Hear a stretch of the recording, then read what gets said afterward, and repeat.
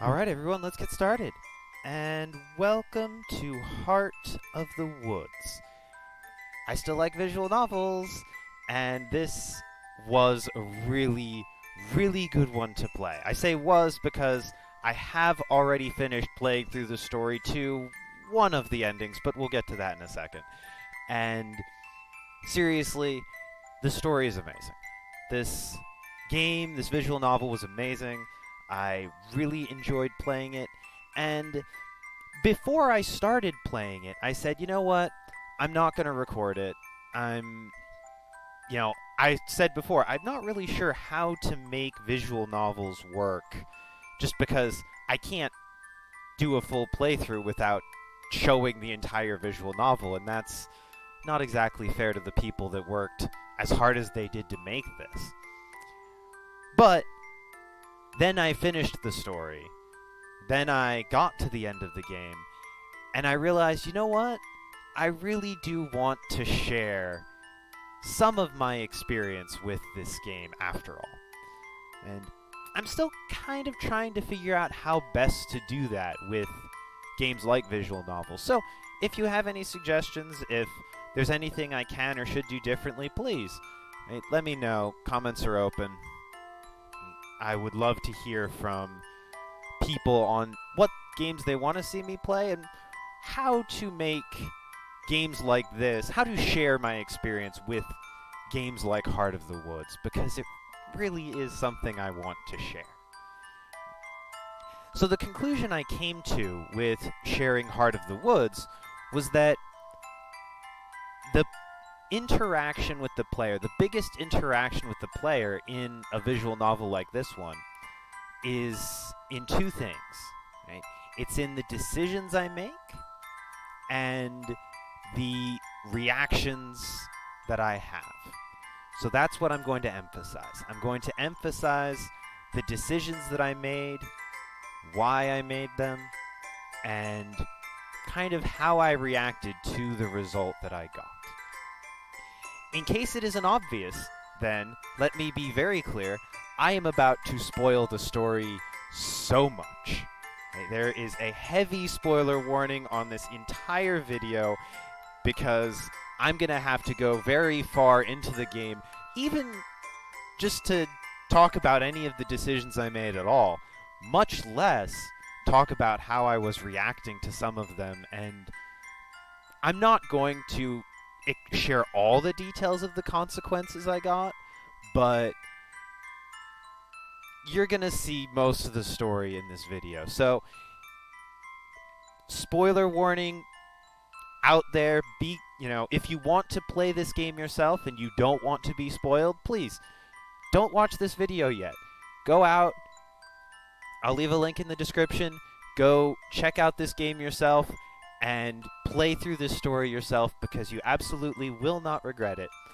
And once you've experienced this story for yourself, or if you're not worried about having it spoiled for you, then please come on back. And from here, I'd like to talk about how I experienced this game and how I made the decisions that I made in this game. So let's get right to that.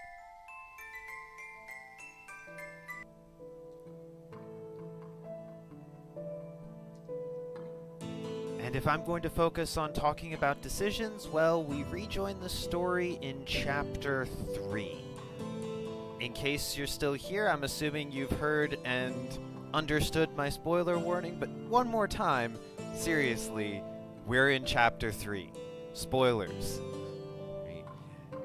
For those of you that are still here and don't mind having the story spoiled, the basic quick summary is that, well, Madison is missing. Right? As far as Morgan and Tara here are concerned, Madison has disappeared. And we, from Maddie's viewpoint, we know she's in a lot of trouble. Right? There's now more than one ghost in this story. Right? And of course, it's hitting Tara hard, because of course it is. Right? Why would it not? And that means the decision I had to make from Morgan's viewpoint, which I'm not sure I was expecting to be making decisions from Morgan's viewpoint, but this line, I've never had to do anything like this before. What I do for a living, I've gotten very good at small talk. The kind of outward expressions of kind of getting along with people, even when I don't necessarily feel them. And one of the reasons why I feel like sharing stories like this might be good for me a little bit is because I'm really bad at dealing with these kinds of vulnerable moments. Right? I am really terrible at expressing vulnerability myself, and as Morgan said, I don't have to do this. Well, it's not that I don't have to do this, it's that I don't think I'm good at this. I don't handle this kind of vulnerable moment from other people very well. And so I have to be the one to decide between how do I respond to, Tara crying into my shoulder. And I should add, by the way, I really like what they did with this system, right? Where I've been burned by visual novels in the past before by giving me these decision points, and then when I click one of them, it turns out that decision doesn't actually mean what I thought it meant. And having the little character portraits, the little quote, to show me more of what I'm getting with these decisions is perfect and amazing, and everyone should do it. Cool. Got that out of the way. When I'm making decisions in this game, when I was making decisions on my play through Heart of the Woods, really, I would say I was trying not to make decisions. I was trying to react the way I thought I would react in that situation. I was trying to feel what the story was, where the story was, and use that to guide how I made these decisions. And given that this kind of situation is one that I feel I have so little experience with, that was difficult to do for this decision. I think of all of the decisions in this game, I think this was actually kind of the hardest choice I had to make. Ultimately, it was that kind of pull quote that settled it for me when I said, keep fighting. Right? We will make this work. We will solve this. We will do something. We have to do something. We have to solve this problem. And so, in the end, I settled on, I have to keep her strong. I have to keep fighting. And as that played out, as this plays out again before us, I mentioned in some visual novels kind of feeling betrayed, feeling like the decision I made didn't match what the characters did with that decision. And as I'm reading this, as I'm following this story and seeing Morgan in a second here, right, I can't help feeling guilty for encouraging her to stuff everything back down inside of her. And that, again, my first gut reaction to that was kind of that's not what I wanted Tara to take from this. That's not what I wanted to suggest for Tara, but as I'm reading it, I'm like, I guess that is what I just did. And as I'm following Morgan's narrative here, I'm like, you know what? I probably have just made a terrible, terrible mistake. Following through this situation, it seems to have worked, but as Morgan in this situation, and as myself in this situation, I'm looking at it thinking, this might not have been the decision I wanted to make. But, first playthrough, there are no takebacks, and, again, it's not that it's decidedly the wrong decision, right? You said trying to justify, oh well. We just need to stay focused on a goal. No takebacks. As I'm playing through this game, I say, okay, let's see where this leads us.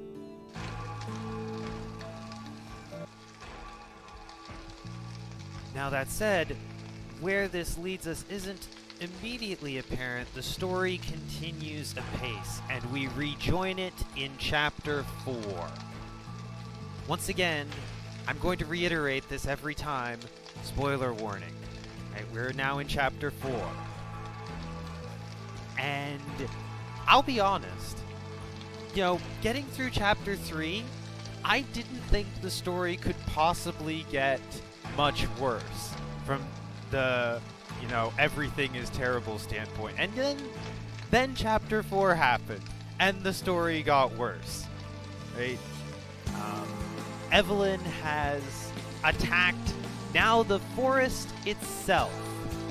And once again, the decision I'm left with is, how do I respond to this? How do I feel about what has just happened? One thought begins to take form. And this decision, this was the easiest decision in the game. If the first decision I had to deal with was the hardest, this was the easiest. Because there's nothing we can do. We don't stand a chance. I just don't respond that way. Right? And, when I'm looking at kind of the problems in the world, and this is absolutely not the place to discuss, problems in the wider world, but when I look at these kinds of situations, not winning is not an option. Right? Not being able to stop Evelyn in this story is not an option. And I am not going to look at this moment and say, there's nothing we can do. There has to be. There will be something we can do. She will pay for this. She will pay for what she has done. And that was always going to be the reaction. That was, as soon as I see this decision point, and as soon as I see these two options the story has given me, this was very little hesitation to choose. She will pay for this. I don't know that I've had to deal with the threat of being broken that Morgan has, but I absolutely agree that I will not allow myself to be broken down by this moment. Right? We are going to have our happy ending, and nothing's going to stop us. That was always the reaction I was going to have to this, and going forward, I feel like, again, maybe if and when I explore what the other half of that decision point looks like, maybe I'll see something that I can empathize with as well. But I can't imagine I will ever want to choose the other decision point over the one I just did.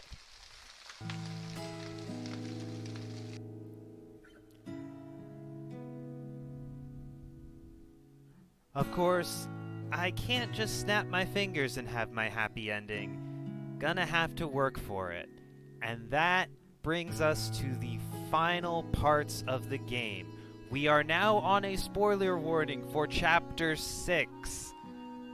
Right? So if you don't want to know what happens in Chapter 6, you should probably not be watching. I said I would repeat myself. I'm repeating myself.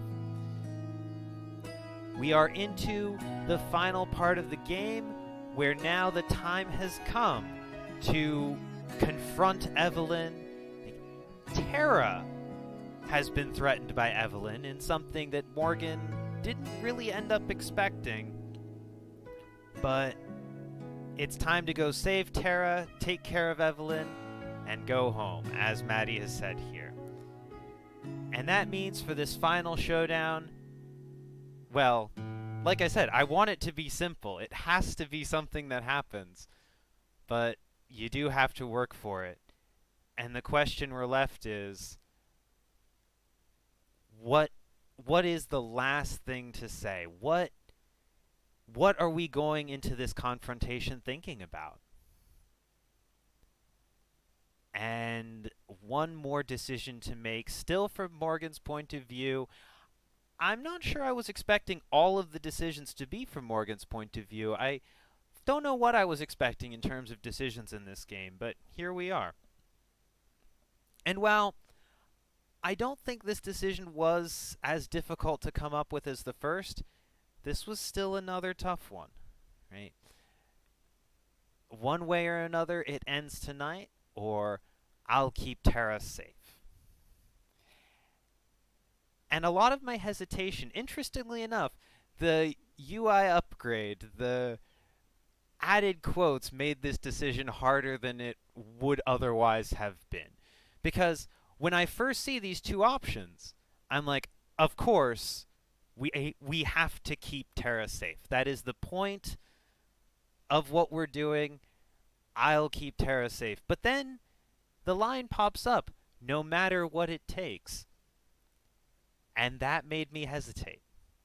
That seriously made me hesitate. Because the phrase no matter what it takes was suggesting to me that Morgan, Maddie, and Abby were included in no matter what it takes. And that got me to hesitate. You could argue that one way or another it ends tonight suggests the same thing. Suggests that this too could threaten the well-being of any of us. And in the end, though, that additional line, again, I'm leaving Eisenfeld and I'm taking Terra with me. That additional line made that easier to take. Whereas the I'll keep Terra safe, which I really want to say, actually became a little bit harder with that no matter what it takes. It's like what you are willing to give up is a huge part of who you are. What am I willing to give up, and what am I not willing to give up? And when I see this message, where it ends tonight, I'm leaving Eisenfeld and I'm taking Terra with me, that was enough for me to say, this is the ending I want. This is, right, we will win, we will stop Evelyn, and we will leave Eisenfeld together. That is what I want to see happen, and that is the decision that I made here. And once again, it's not a decision I made without reservations. Certainly, I got exactly what I wanted out of this situation. I got Morgan's expression of that decision point was exactly what I was imagining and exactly what I felt.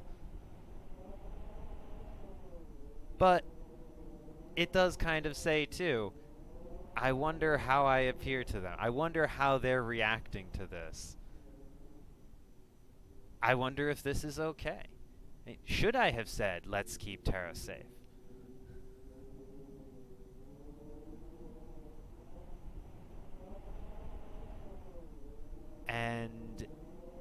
that's kind of where this ended. Right off to the final confrontation of the game.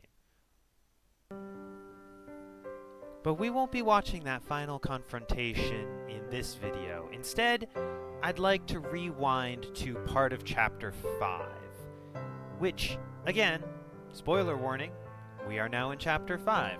However, if you've gotten past all of the other spoiler warnings, I really not sure what you're still doing.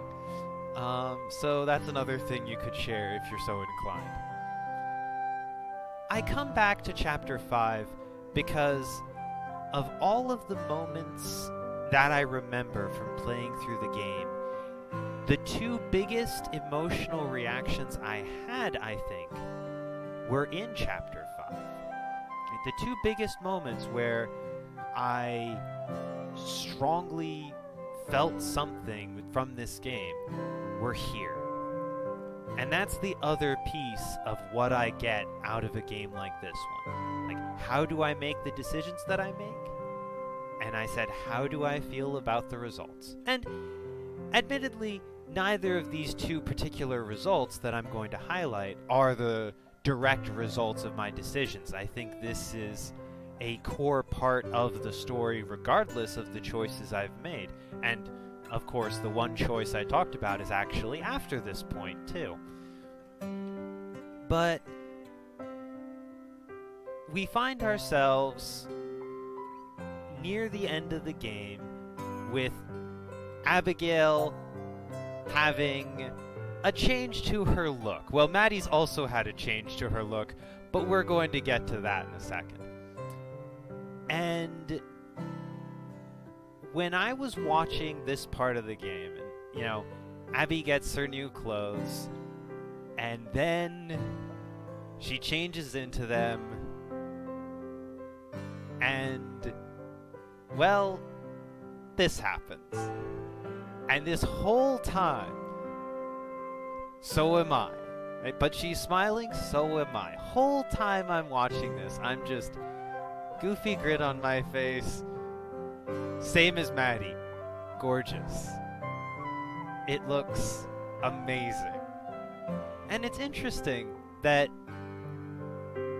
of all of the changes, of all of the moments in the game that I reacted to, it was this one. It was, wow, you look amazing. And it gets back at that question of, when I'm looking at this game, who am I?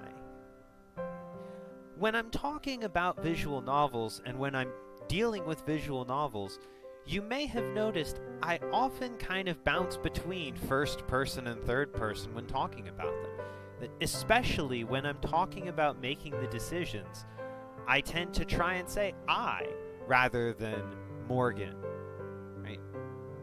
Because I want to feel like this story is expecting me to feel. I want to be in this story and feeling what this story is trying to tell. And it leaves me with that question of, who am I in this story? And that brings me to my second emotional reaction right from the start of Chapter 5.